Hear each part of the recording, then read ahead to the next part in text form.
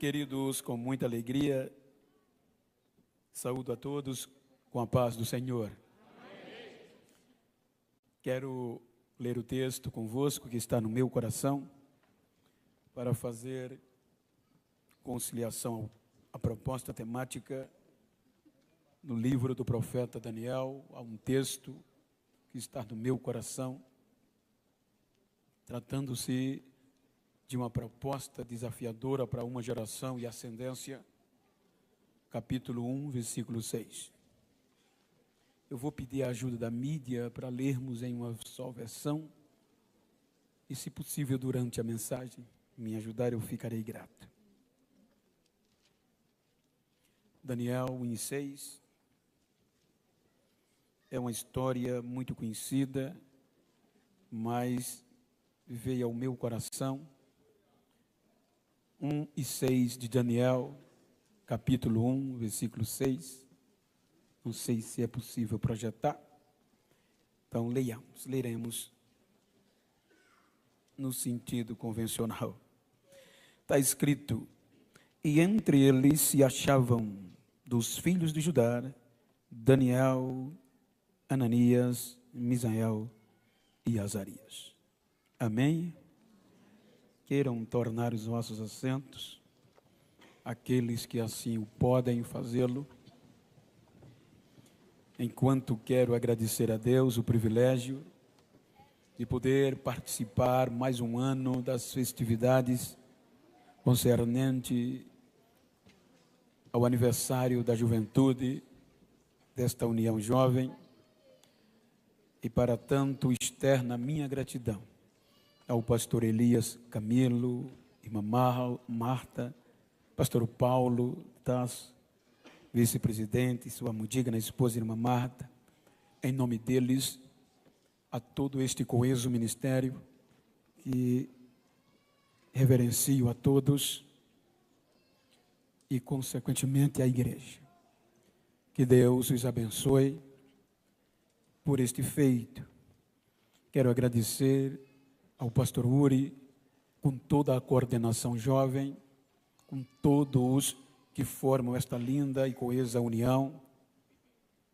Que Deus abençoe a vocês por me dar esta credibilidade, da qual sei que não tenho merecimentos, mas a bondade de Deus e a vossa paciência e credibilidade tem me dado. É uma alegria conhecer de perto para o pastor Daniel Fischer.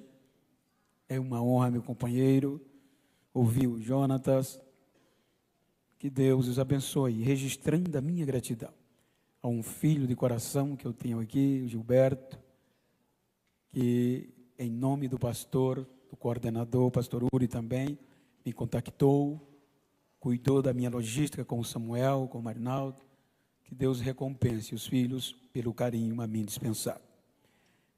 Tiago, não sei se ele veio, um jovem de Maceió com a esposa, está de mudança possivelmente para São Paulo, e veio comigo no voo, e disse se desse estaria aqui, não sei se estar, mas pelo jeito não deu para vir.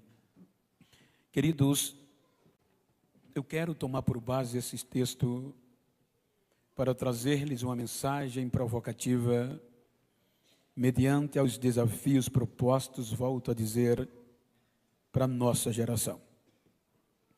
Neste texto nós temos dos maiores exemplos de unidade, de reino e de poder.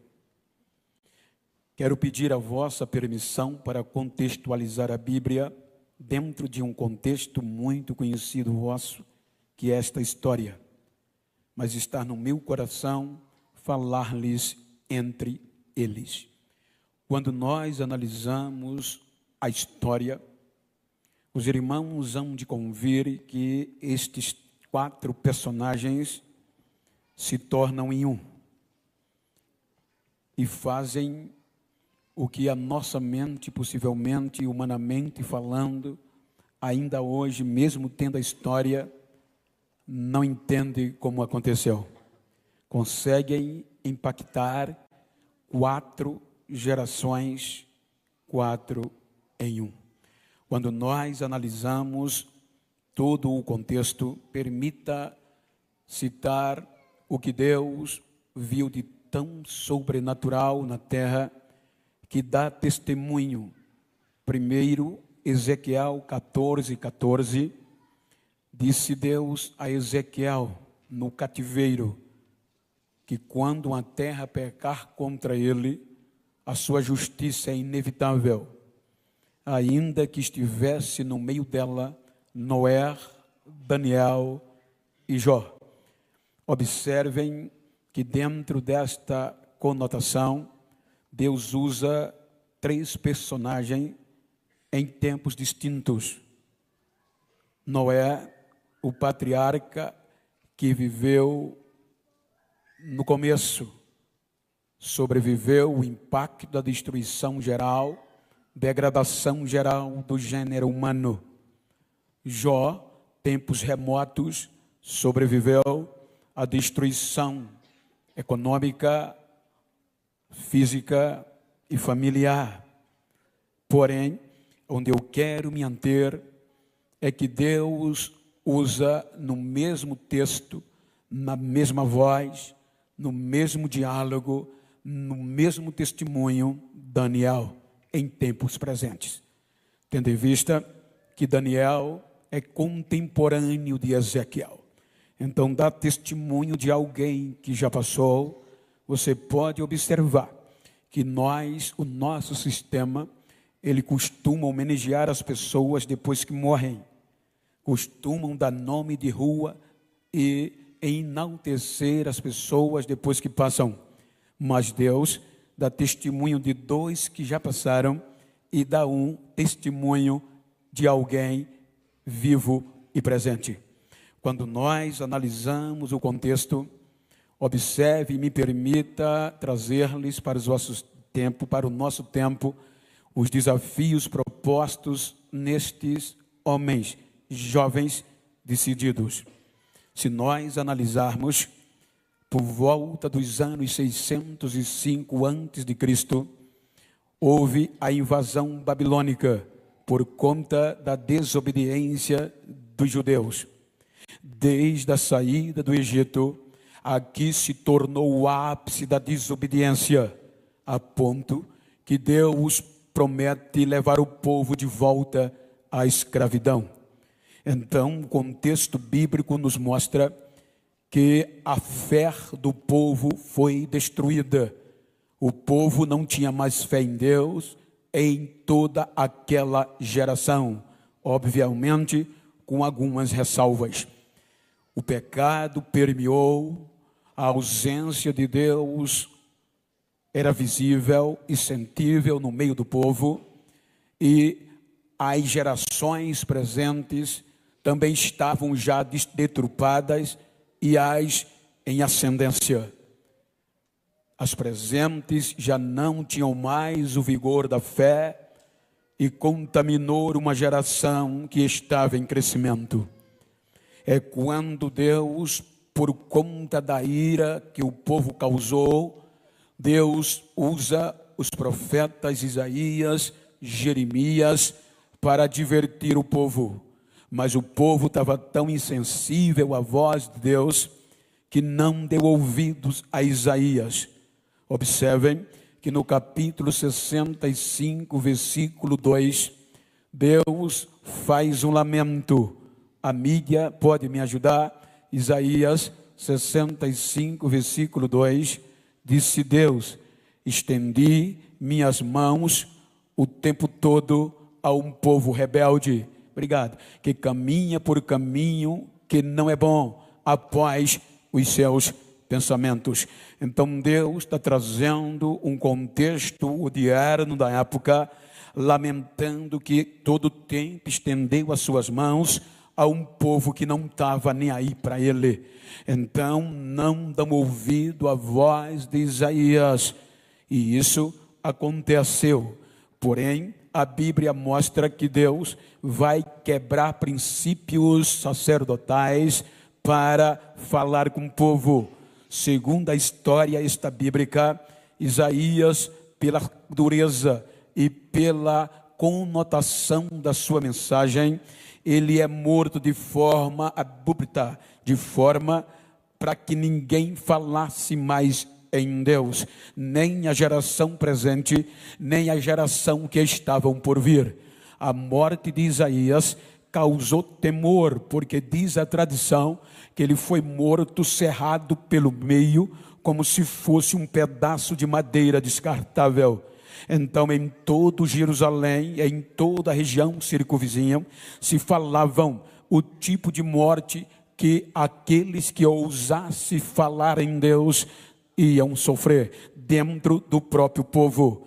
É quando Deus já não tem mais uma voz, é quando Deus já não tem mais com quem contar. Então ele vai quebrar princípios de formação.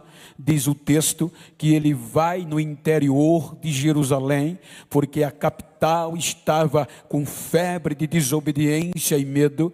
Então ele vai nos arredores, na cidade de Anatote, na casa de um sacerdote. Ou seja, um filho de sacerdote é diferente de um filho de profeta, porque ele é formado para se colocar entre Deus e o povo, para defender o povo, e aí é amado pelo povo, porque o sacerdote leva a carga e a dor do povo. O profeta não, ele vem para falar de Deus ao povo, e ele vem batendo, é odiado pelo povo. Então, já quando não tinha voz, aí Deus entra na casa do sacerdote e encontra um jovem de cerca de 17 anos, Jeremias, e diz para ele: antes que tu te formaste no ventre, eu já te conheci, e antes que saíste da madre, eu te santifiquei como profeta às nações.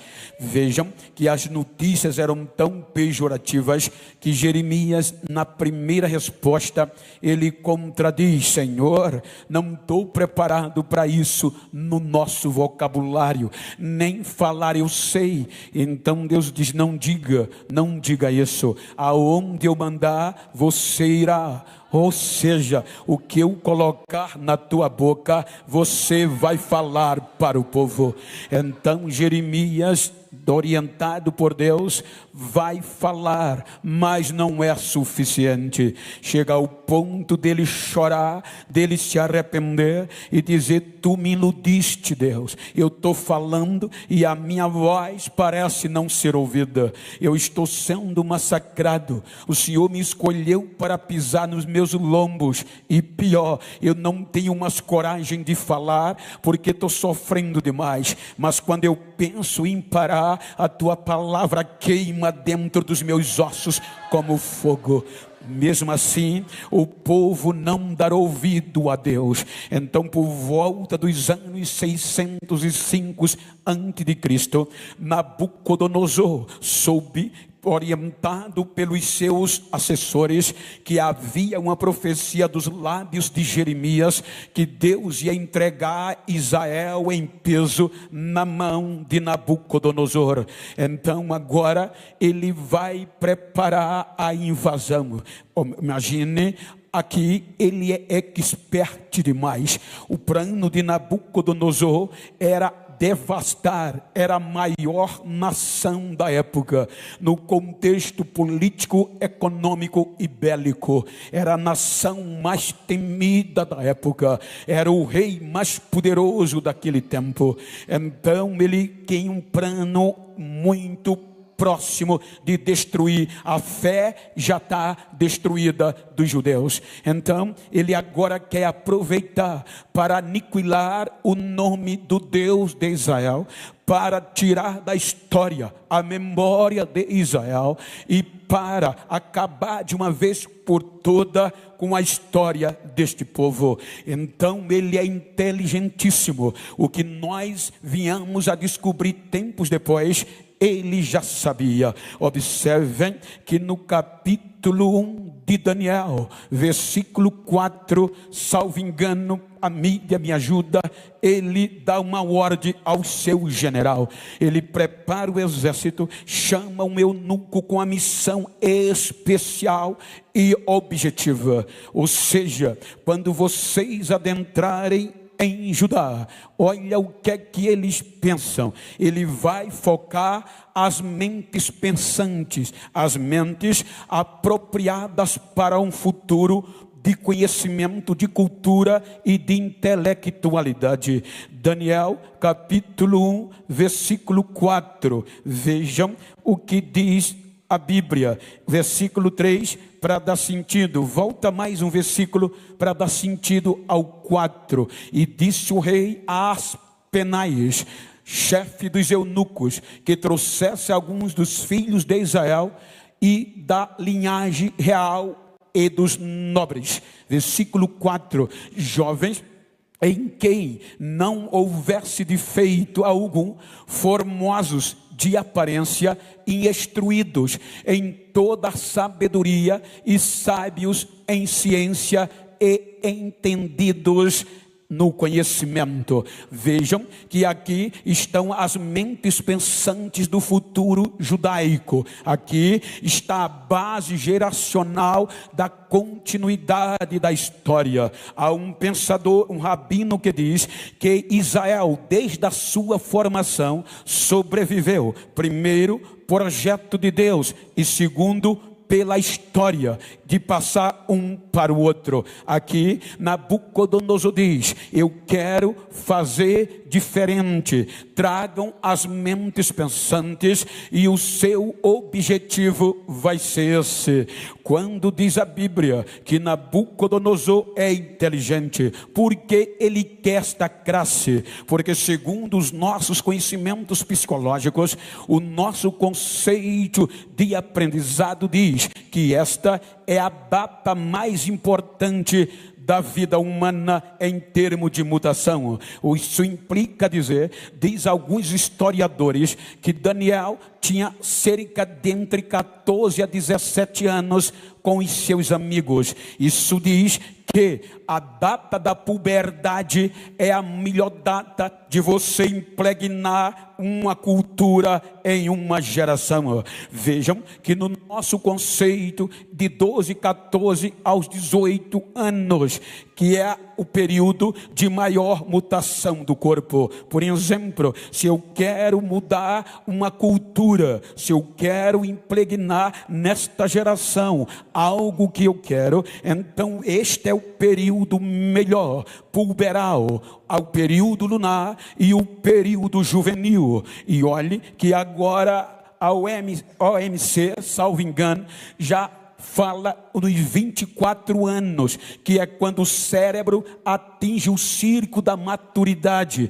Então, a ideia de Nabucodonosor era pegar esses jovens para tirar a história, a cultura, o nome de Deus e impregnar neles a cultura caldeia e pagã. Implica-se a dizer que 20 anos seria necessário para o nome de Deus, a história dos judeus, a história de Israel desaparecer, porque ali está o foco das mentes pensantes, e não eram 4, os 4 estavam entre os outros. O texto lido diz entre eles quem? Os jovens judeus. Não foram só 4, foram muitos, porque era o objetivo de Nabucodonosor. Agora olha o período de oportunidade que estes tiveram, eram muitos. Porque você vai ler na história bíblica que quando o exército de Nabucodonosor invade Jerusalém na primeira leva, de novo, cerca de 605 anos antes de Cristo, ele vai detonar, ele vai arrebentar, ele vai quebrar toda a expectativa de futuro. E aqueles jovens, no qual esses 4 vão, eles vão na primeira leva, levados para Babilônia, mas não como os outros povos, como o restante. Eles vão com um futuro garantido, ou seja, como é do sangue nobre, bonito, bonito, como é inteligente, já tem conhecimento no palácio, fala bonito, sabe a cultura, vou aproveitar. Então eles já vão para Babilônia com um futuro pré-garantido de sustentabilidade, porque a opção era grande. Os irmãos não imaginam quantos jovens dizem para mim que querem ir comigo à América. Eu todo mês vou para a América pregar o Evangelho, para a Europa. Para vocês terem uma ideia, eu já levei 3 jovens, 4 daqui, e casaram na Europa e na América. Jovens que dizem, vai quando? Vou estar um mês, me leve. Tem visto, compre a passagem. Vão, conhece alguém e não voltam mais. A última agora está casada. A penúltima está noiva na Irlanda. Outros já têm filhos.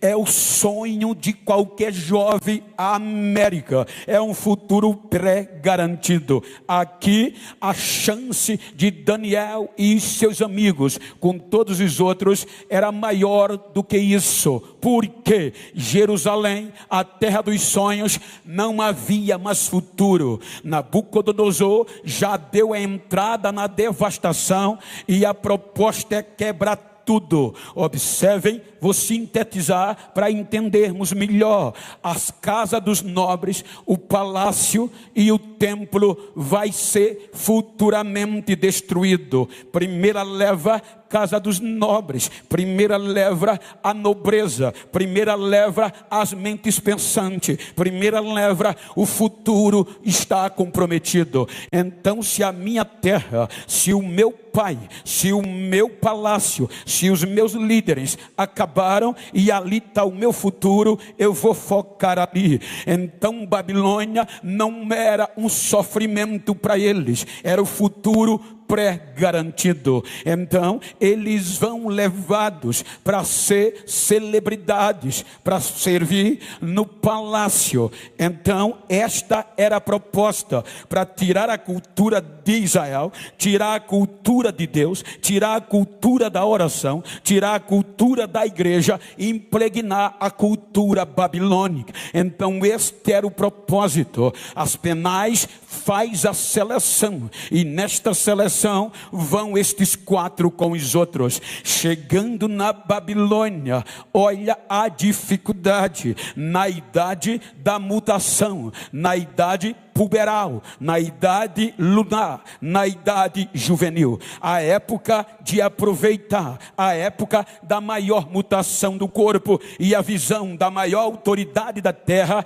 era impregnar a cultura. Então, se você ler o capítulo 1 do versículo 4, vou sintetizar, você vai entender que a proposta era: primeiro vamos colocar o nome dos deuses da Babilônia, muda o nome dos 4, vamos sintetizando, e assim era a proposta. Agora vem o alimento para se tornar, para ser promovido, para ter o futuro garantido, vai ter que acostumar com a comida do reino, com a comida do palácio. Então, fora os escravos, este grupo de jovens vão comer, ter a autoridade impositiva de comer da carne do reino e da bebida do rei. Não era coisa de segunda categoria, era comida que o rei comia e o vinho que o rei bebia. Era o topo, era a melhor comida e a melhor bebida. É aqui que a Bíblia diz que as Penais determina a ordem do rei. Veja que a partir daqui você vai ver a unidade de um princípio lógico. Veja que tudo que eu disse aqui é para destruir a cultura e a fé dos judeus. Agora imagina, dentre eles, estava entre eles Daniel e os 3. Isso implica dizer que um contaminou o outro, e começou por Daniel. Você vai analisar que Daniel agora vai protagonizar as decisões, porque quando a ordem era, ele procura as Penais e pede um favor, ou seja, observem que ele pede para não comer carne, porque carne aqui era consagrada aos deuses pagãos babilônicos. E se tem uma coisa que até hoje funciona entre os judeus, é a comida. Deus proibiu os judeus comer com os pagãos. Deus proibiu os judeus ter amizade no contexto com os pagãos. Por quê? Porque os judeus costumam se apaixonar por quem faz a comida. Por exemplo, se uma moça, uma família, uma mulher prepara comida para um judeu, para ele se apaixonar é muito rápido, e o apaixonar vai trazer a mistura, além do paganismo. Então Daniel sabe, na sua cultura, eu não posso comer nada contaminado a ídolo, e não posso comer nada que venha atrair a minha atenção, além da minha cultura. Procura as penais, já contaminou 3, porque a Bíblia diz que de todos que foram levados, entre eles estavam Daniel, Misael e os outros 2, fazendo a diferença. Então Daniel, quando vai falar com as penais, ele teme o segundo ponto, a vida. Daniel, eu tenho medo do rei, caso o dia que ele determinou para levar vocês, se vocês estiverem desnutridos, estou morto, a minha vida corre risco. Então não só a dele, mas a dos jovens também. Vejam que Daniel tem álibi, os seus amigos tem álibi, porque no judaísmo a vida está acima de tudo. Por exemplo, para salvar a vida, você pode ultrapassar a lei. Lembra que Jesus falou, Mateus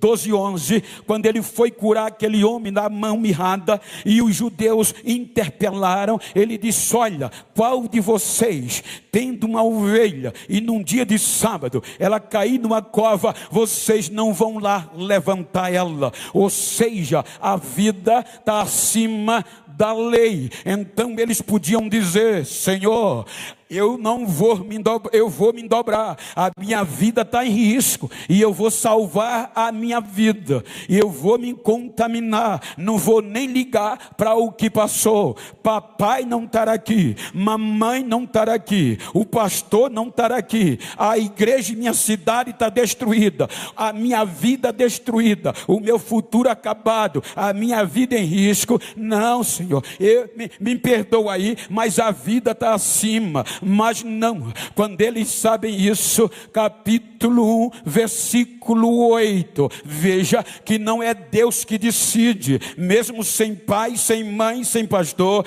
mas é algo proposital, individual e decisão particular. Daniel 1:8, veja o que diz, e Daniel, põe aí para a igreja ver, Daniel 1:8, e Daniel propôs em seu coração não se contaminar. Olha o que diz o texto, leiam comigo, 1, 2, 3, e Daniel, no seu coração não se contaminar com a porção do manjar do rei, nem com o vinho que ele bebe.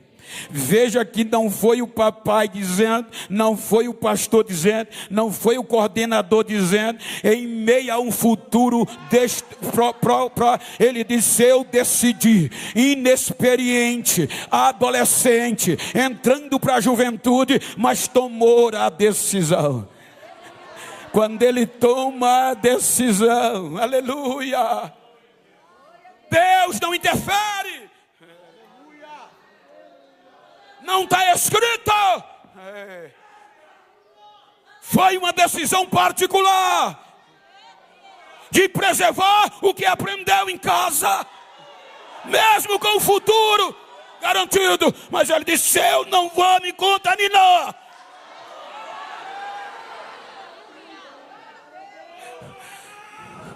E consegue contagiar mais 3. E os três agora formam um em unidade.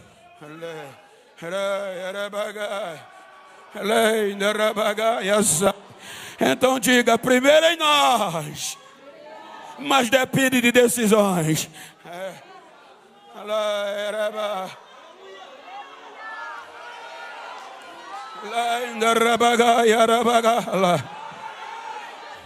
Olhe que quando ele vai convencer as penais, ele não diz mais eu, ele diz nós. Unidade. Capítulo 1, versículo 12. Capítulo 1, versículo 12 de Daniel. O que é que ele diz? Experimenta, peço-te, aos teus. Ele não diz me experimenta. Veja que já há uma unidade. Com dois já é unidade. Já dá para unir. Experimenta os teus servos por 10 dias. Com legumes e água. Mas isso é arriscado. Experimenta e no final você decide.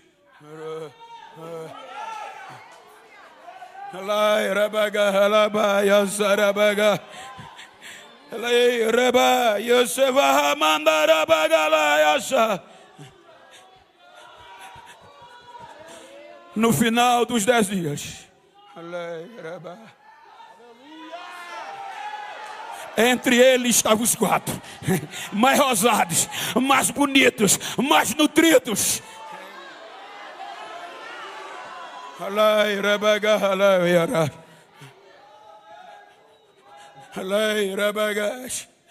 Agora olha, o rei determinou, tal dia eu quero todos aqui. Não eram só 4, todos os judeus que vieram.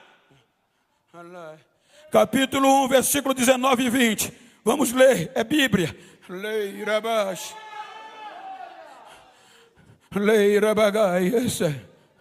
Volta mais um versículo para dar sentido. Leiam comigo, 1, 2, 3. E ao fim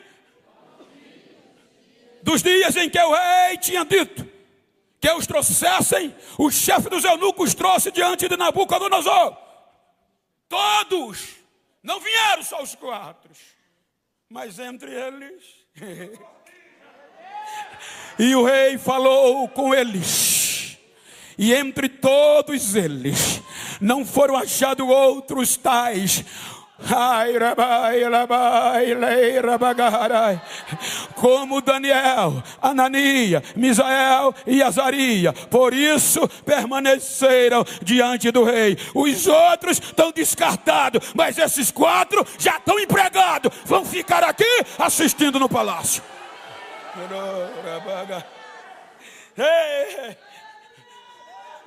Unidade. Não ficou só um, ficaram os 4. Agora o que é lindo é que agora diz a Bíblia que por conta disso Deus deu aos 3 coisa sobrenatural, mas a Daniel deu sabedoria, deu visão, deu interpretação, porque ele protagonizou a unidade. O começo veio dele. Então diga comigo: se depender de mim, vai começar em nós.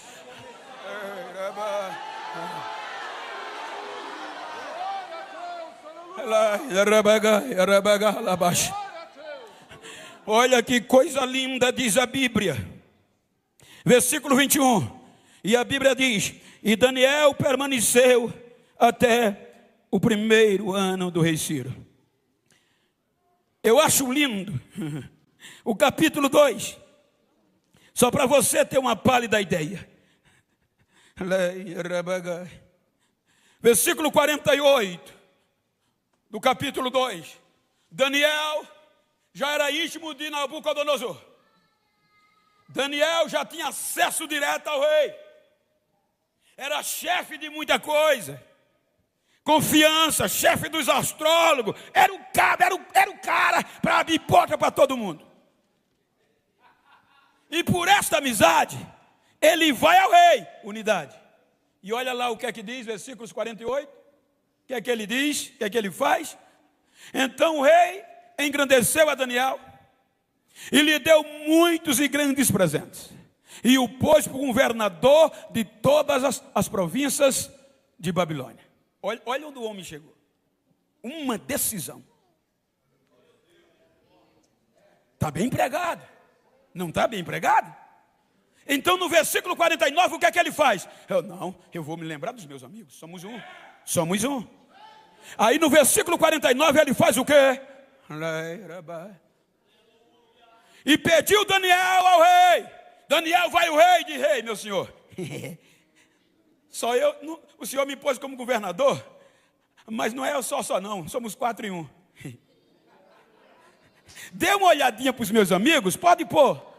E pediu Daniel ao rei, e constituiu ele sobre os negócios da província da Babilônia, a Sadraque, Mesaque e Abednego. Mas Daniel estava nos portões ou às portas. Quer dizer, os 3 amigos agora vão mandar na Babilônia, os 4. Promovido a chefe de todos os assuntos, era como pegasse esses 3 e disseram: todo assunto do governo, do presidente de Brasília é com vocês. O que vocês decidirem, está decidido. Agora Daniel, amigo do rei, acessa ao rei, e os outros 3 dizendo: quem vai mandar agora é a gente. Promoção. Então agora era para lamber o pé do rei. Era para tratar o rei com dengo, que o rei disse: eu faço. Ele me promoveu.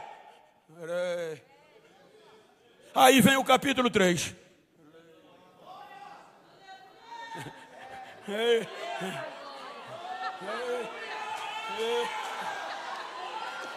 No capítulo 3, o rei Nabucodonosor tem uma ideia brilhante: levantar uma estátua de ouro de uma altura mensurável, para que todos o adorassem, sintetizando. E quem é que ele convida? Só os tops. Governador, prefeitos, gente forte, os responsáveis pelas províncias, que eram os 3, só gente grande. O povo vai vir e todos vão adorar a estátua que eu fiz. Tem gente hoje se vendendo por um empreguinho fajuto de prefeitura. Eu me venderia aqui também, talvez. Os cabas estavam no topo, mandavam na Babilônia. Então era muito fácil dizer: isso é besteira, vou me inclinar. Jovens, então, sintetizando, dão uma ordem. A estátua está de pé. E o oráculo ou arauto sai gritando: escutem a ordem do rei. Quando o som da trombeta tocar, de música, não vou citar equipamentos para ganhar tempo. Quando vocês viram o som da música, é ordem do rei que todos têm que se inclinar à estátua que ele fez. E quem não se inclinar vai ser jogado na fornalha de fogo. Eu estou bem empregado, gente. Eu fui promovido recentemente. O rei olhou para mim, eu estou no alto escalão. Tudo que acontece em Babilônia tem que passar pela minha assinatura. Eu vou perder isso. Quando tocaram a música, entre os importantes do reino estavam os 3. Todos os grandes do reino aqui, e eles 3 eram os mais importantes. Quando todos baixam, os 3 estão de pé. Unidade.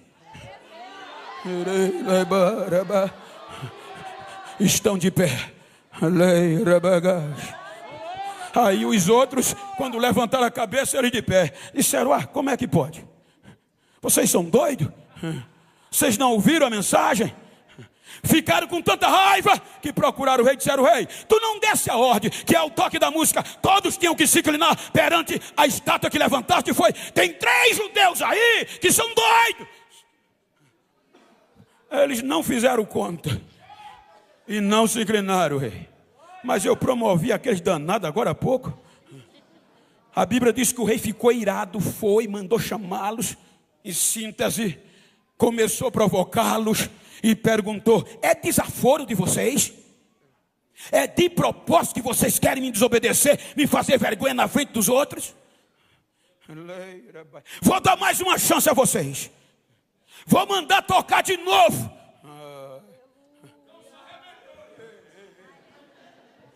E se vocês não se inclinarem, vão ser jogados na fornalha de fogo. E eu quero ver qual é o Deus que vai livrar vocês da fornalha e das minhas mãos.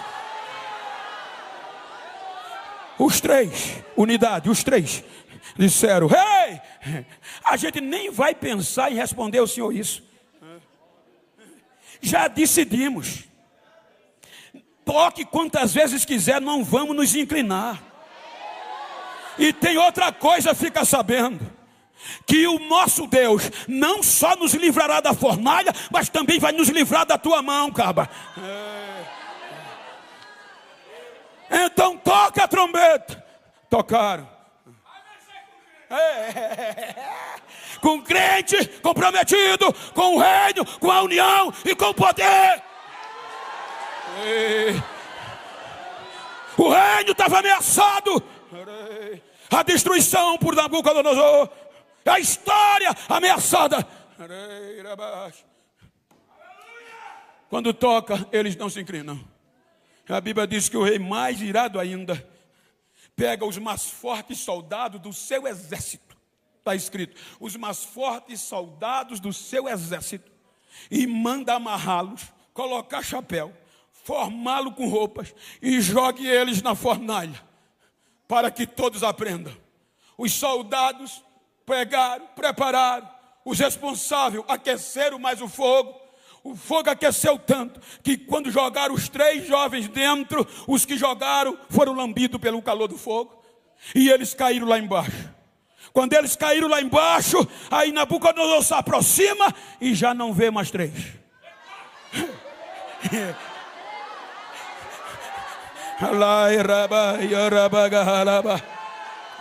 Ele vê os quatro, se assusta e começa a gritar: olha, não foram três jovens que a gente jogou, foram.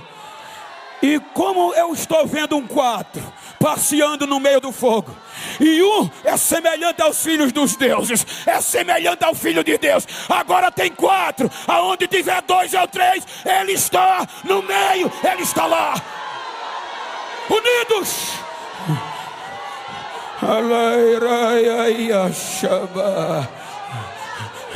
Agora olha o que acontece com o homem que queria acabar com a história da igreja, com a história de Deus. Daniel capítulo 3, versículo 28 e 29. Olha o que é que ele faz, olha o que é que ele decreta. Leia com o peito cheio o que é que esses três jovens fazem. Leiam comigo, 1, 2, 3. Com vida, falou Nabucodonosor e disse: de Sadraque, Mesaque e Abdenego, que enviou o seu anjo e os livrou, os seus servos que confiaram nele. Versículo seguinte: pois não quiseram cumprir a palavra do rei, preferiram entregar os seus corpos para que não servissem.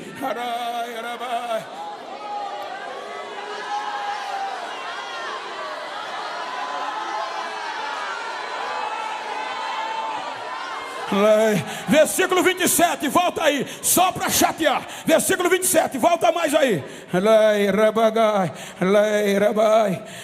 Versículo 27, melhor, eu vou passar, senão vai demorar. Ou seja, eles fazem isso.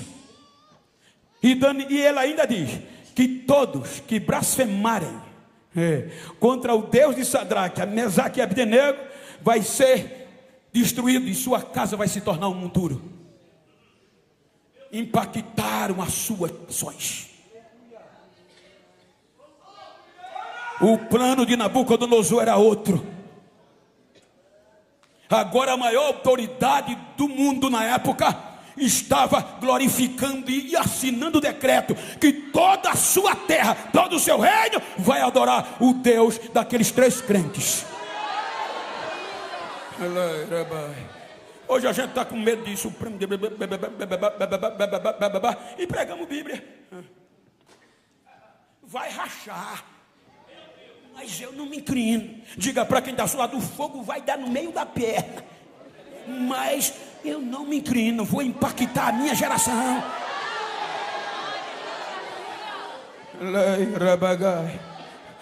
Capítulo 4. Nabucodonosor tem um sonho, sintetizando, e o sonho é assustador. Chama todos os seus magos, astrólogos, e ninguém diz nada. E chama o chefe. É o chefe. Quando o chefe entra, ele conta o sonho. Vou sintetizar. O chefe diz: Daniel, Nabucodonosor, isso é fichinha. O sonho que tu sonhasse é isso, teu reino vai passar. E se tu não voltar a ser humilde, tu vai comer capim feito os bichos. Se tu continuar provocando Deus, tu vai se arrebentar. E ele não se curvou. Pelo poder que ele tinha, pela grandeza de Babilônia, ele acorda certo dia, olha e se vangloria: não, os meus jardins suspensos, porque a Babilônia que eu construí, como quem quer dizer, não tem ninguém feito eu. Naquele tempo o seu pensamento foi embora. E ele vai parar aonde? Na relva. Foi comer capim. Tirado do trono, andando de 4, crescendo unha feito água, e a pena feito águia, ficou parecendo um bicho.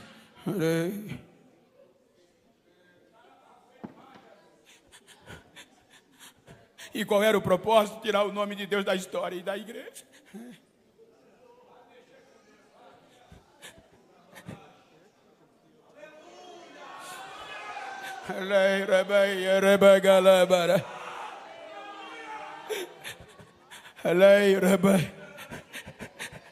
Depois de um tempo determinado, salvo engano, 1 ano, me ajudem. Depois de um tempo, o entendimento dele volta. E quando ele volta, os seus conselheiros trazem ele de volta. Devolve o trono. Quando ele senta no trono de novo, entende que não é nada, e que o plano dele fracassou. Aí ele escreve, capítulo 4, versículo 27, coloca aí. A palavra exausto é um termo antigo de exaltar, de glorificar. Aí ele diz o que? Agora, portanto, rei, ó rei, 37, melhor dizendo, capítulo 4, versículo 37, ele diz: agora, leiam com voz forte, agora, Nabucodonosor, louvo e exalto e glorifico ao Rei dos céus, porque todas as suas obras são verdadeiras, os seus caminhos são juízos, e pode humilhar os que andam na soberba. Ele é Deus, Ele é Deus, Ele é Deus, Ele é Deus, Ele é Deus.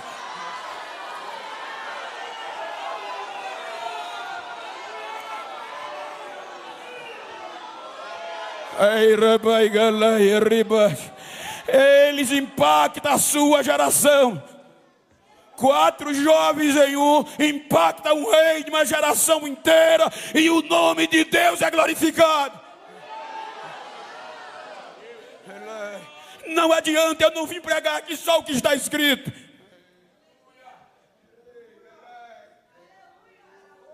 Eu vim provocar você.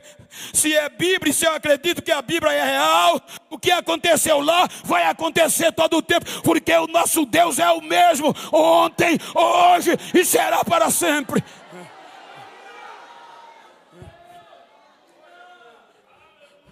Impactaram a primeira geração. Nabucodonosor morre, e vem outra geração. E Belsazar seu filho assume.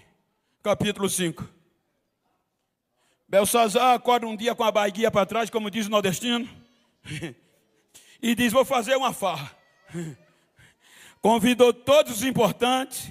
Aí você já não vê os três. E começou a fazer a farra. Tomou umas e disse: agora eu vou humilhar um Deus que eu ouvi falar. Meu pai trouxe uns utensílios, uns vasos, cálice sagrado do templo de Jerusalém. Traz para cá, vamos encher de cachaça, vamos meter a cara. Outra geração, gente. O plano de Nabucodonosor era tirar da história tudo o que era de Deus. E agora o de Belsazar era humilhar o Deus dessa história. Então mexer a cara, quando ele já estava batendo o joelho no outro, aí um dedo e uma mão aparece na parte mais especial da parede. Tenkel, menal, para sim. A Bíblia diz que o rei endoida, começa a gritar em voz alta, sem entender o que estava acontecendo. A Bíblia diz que os joelhos dele tremia, que batiam no outro. Ele ficou nervoso, mandou chamar os astrólogos, seus mágicos. Ninguém decidiu, o desespero bate. Aí a mulher dele vem, entra no recinto e diz: meu amor, calma. Tu não lembra que no dia dos teus pais, do teu pai, tinha um jovem em que habita o Espírito de Deus e ele discerniu o sonho do teu pai? Manda chamar ele.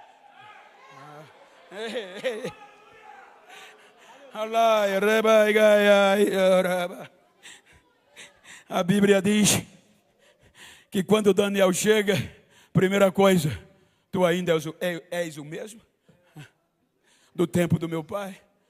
Continuo cheio de Deus. É outra geração, mas eu continuo cheio.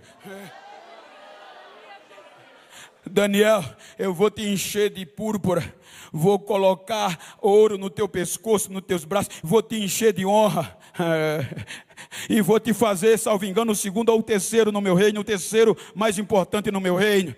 Daniel disse: isso aí dá a quem quiser, não estou preocupado com isso não. Mas o sonho é isso. Cortado foi o teu reino, pesado fosse na balança e achado em falta. Digo outro. Ou seja, foram 3 sentenças. E fim, quando ele disse, o rei Belsazar baixou a crista, colocou todas as honras sobre Daniel, e olha, vai terminar a geração dele, capítulo 5, versículo 27 e 28, salvo engano. Olha aí, 29 e 30, capítulo 5, versículo 29 e 30. Olha a geração dele como terminou. Então mandou Belsazar que vestisse Daniel de púrpura e que lhe pusesse uma cadeia de ouro ao pescoço. E proclamasse a respeito dele que havia de ser o terceiro dominador do reino. E aí, naquela mesma noite, foi morto Belsazar, rei dos caldeus. Daniel impactou mais uma geração. O rei morreu, mas o nome de Deus é glorificado. O crente está de pé, está honrado e é o terceiro do rei. Quem fez festa desafiando Deus, caiu e morreu. Diga para quem está ao seu lado: se depender de mim na minha geração, esses cababestas que zombam do evangelho de Deus vão quebrar a cara.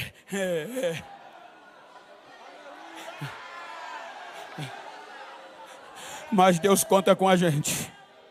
Diga: mas para isso acontecer, tem que ser primeiro em nós a glória de Deus.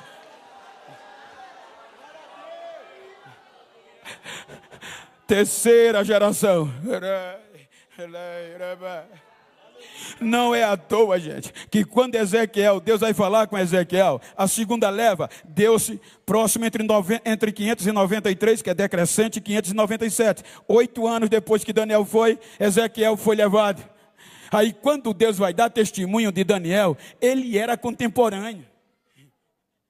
Os outros passaram, mas Deus está dando testemunho de alguém na mesma geração. Então por que ele não pode dar testemunho de nós? Eu estou falando para jovens, quantas vezes eu não ouvi que esse nego não vale o que come? Quantas vezes disseram, nego, tu não vale nada, tu é cortador de cana, é melhor morrer, tu não vale nada.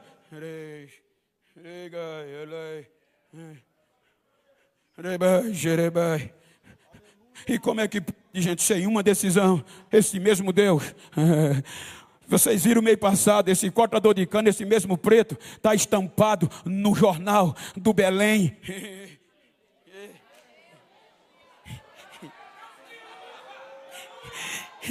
Chega no Nordeste, o povo ri, me abraça.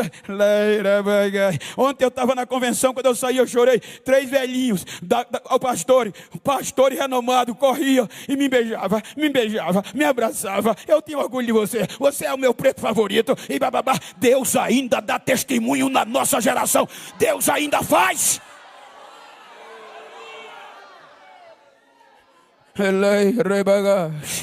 Capítulo 6, outra geração, Dário. E Daniel está lá. Mudou o rei, muda tudo. Agora já não é Babilônia, agora é Medos e Persas. É outra cultura, é outra geração, é outro intento.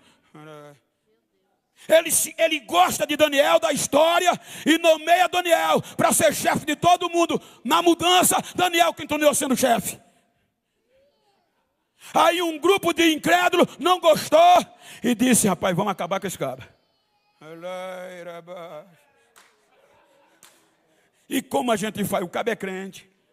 Vamos pegá-lo com o rei. Rei, faz um decreto aí, rei. Tu é rei. Para qualquer homem, qualquer pessoa que fizer uma petição a qualquer Deus ou a outro homem a não ser ti, seja jogado na cova dos leões. O rei acha interessante, a glória para si vem, e ele vai, assina o decreto. Aí olha o que eles fazem, agora vamos pegar o crente. E a Bíblia diz que eles ficavam vigiando dia e noite, mas o cabo era crente. Não acharam nada que denegrisse ele. Aí sem achar, está difícil, vamos procurar no Deus dele. Quando pensaram que não, Daniel, mesmo com decreto, de joelho.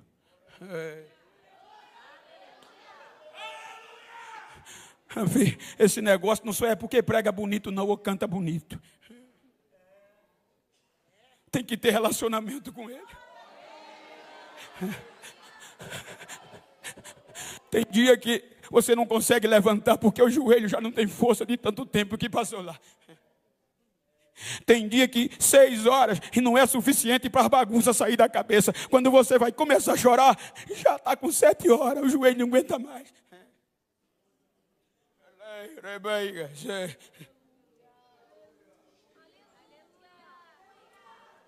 Ele estava orando. Estou concluindo, gente, só um instante. Aí pegam ele orando.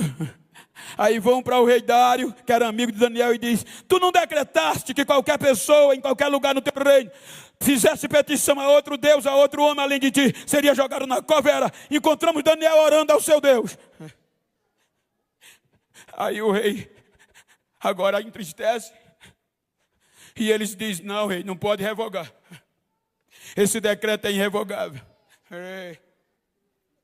Era outra geração. Era outra cultura, era outro povo, era outro rei. Mas o crente continuava o mesmo.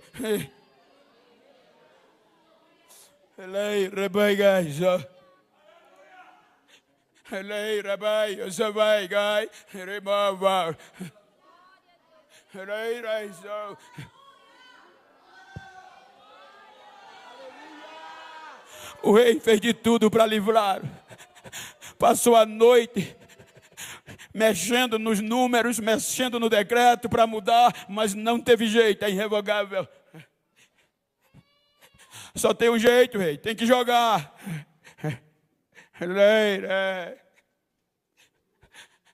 Aí ele sabe que não pode livrar, chama Daniel no dia de ser jogado, sintetizando, e diz: Daniel, eu não posso fazer nada. Mas eu espero que o Deus que tu serve, Daniel, possa te livrar da cova dos leões, da boca dos leões.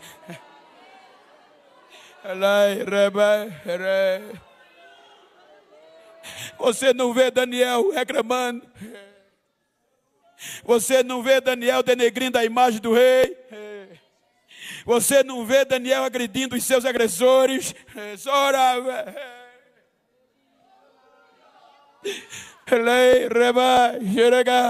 Quando ele ora, levam ele para a cova dos leões. E naquela noite o rei não conseguiu dormir. Passou a noite em claro, preocupado com um amigo, porque ninguém escapava daqueles troços, daqueles leões. Nunca na história. Quando amanhece o dia, talvez cansado da noite, acordado, ele vai para a cova e com voz triste começa a gritar de longe: Daniel! Daniel! Será que o Deus que tu serve pode te livrar da boca dos leões, Daniel? Aí do fundo da cova vem o barulho: ó, viva rei! Eu estou vivo! Eu estou vivo! O Deus que eu sirvo enviou seu anjo e ele fechou a boca dos leões, porque não foi achado em mim falta diante de ti e nem diante dele. Eu estou vivo, rei! Eu estou vivo, rei!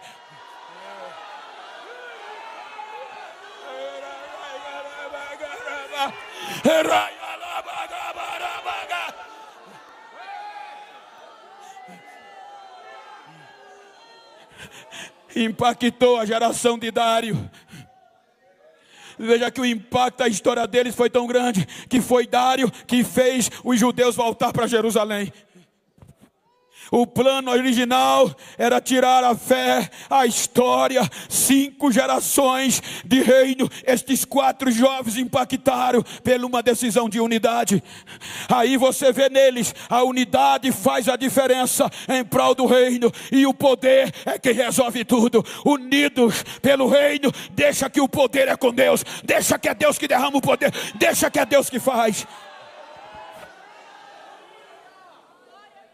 Por que o Senhor está dizendo isso? Não é crítica, só se for construtiva. Estamos vivendo dias, gente, diferente dos dias que nós somos criados. Muitos dos senhores hão de convir comigo. Nos nossos altares não tinha doutores falando bonito. Eram homens sem vernáculo, a simplicidade do evangelho. Mas num congresso como esse, eram centenas batizados no Espírito Santo, porque o povo vinha quebrantado, vinha em uma unidade de pensamento e de adoração. Hoje estamos falando bonito demais, e nós estamos no culto como se fosse missa, só repetindo o que pede para se repetir.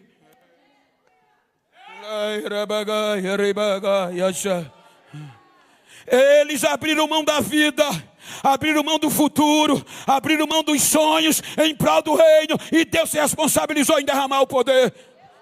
Deus impactou as maiores autoridades do mundo da época, a começar do topo os reis. E hoje nós estamos sendo bombardeados. Eu digo porque eu recebo mensagem e ligações de céticos da alta cúpula da teologia, tirando onda, dizendo: Bento, eu assisti um vídeo, todo molhado, pulando, está aí perdendo tempo, Bento. Hoje isso não funciona mais não. Hoje é coach, autoajuda, e é bonito. Hoje você tem que saber a linguagem jovem. Conta umas piadinhas, faz eles rirem. Porque nem com lenço andam mais. Bíblia, Pentecoste, poder de Deus, não é para nossa geração não. Muda os teus sermão. Eu digo, pregue o que vocês quiserem. Vou continuar pregando Bíblia. Vou continuar pregando o poder de Deus. Porque na minha geração ainda tem uma geração que não se dobra. Ainda tem uma geração impactante. Ainda tem uma geração em ascendência que faz a diferença. Que não tem vergonha de falar línguas estranhas. Que não tem vergonha de rodar. Que não tem vergonha de pular no poder de Deus. Deixa eu ouvir o barulho desta geração.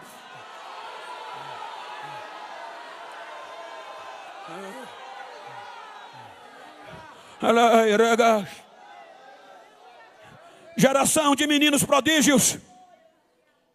Hoje com 25 anos no fechado cérebro da inteligência, já tem jovem com 3 faculdades.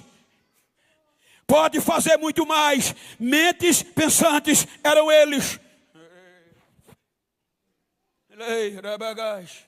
Digo, isso não é história. Tem igreja grande, maior que essa, pentecostal, que eu vou pregar e vem o bilhetinho. Prega devagar. Levanta a mão não.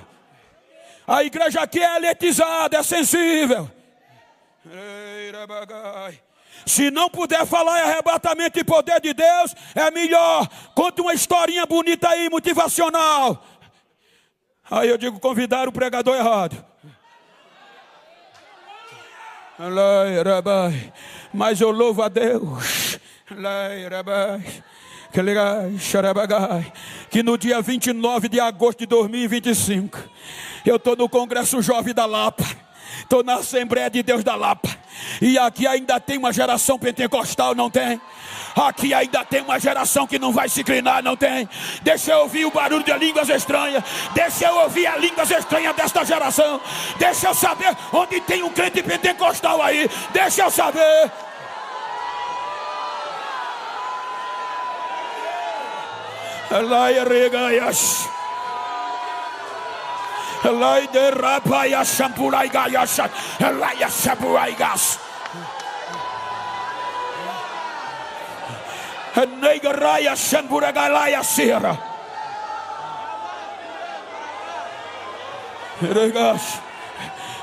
Eu estava pregando em Luanda. Preguei sexta-noite, fui pregar sexta-noite. Aí o pastor, depois que eu preguei, foi um poder tão grande que ele disse, amanhã tu prega de novo. O poder foi maior. Amanhã não prega no encerramento de novo. O culto na África é 7.000 pretinhos dentro, gente. Pensa num negócio bom. O mais branco era eu. Quando eu terminei a noite, já da quintura, um mover diferente. E eu cheio de Deus.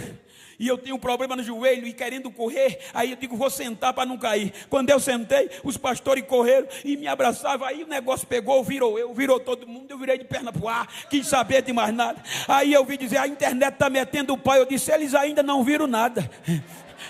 Eu hoje estou frio.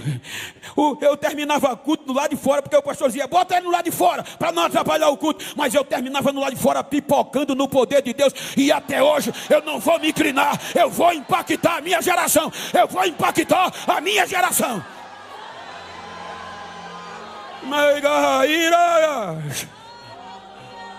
Fique de pé.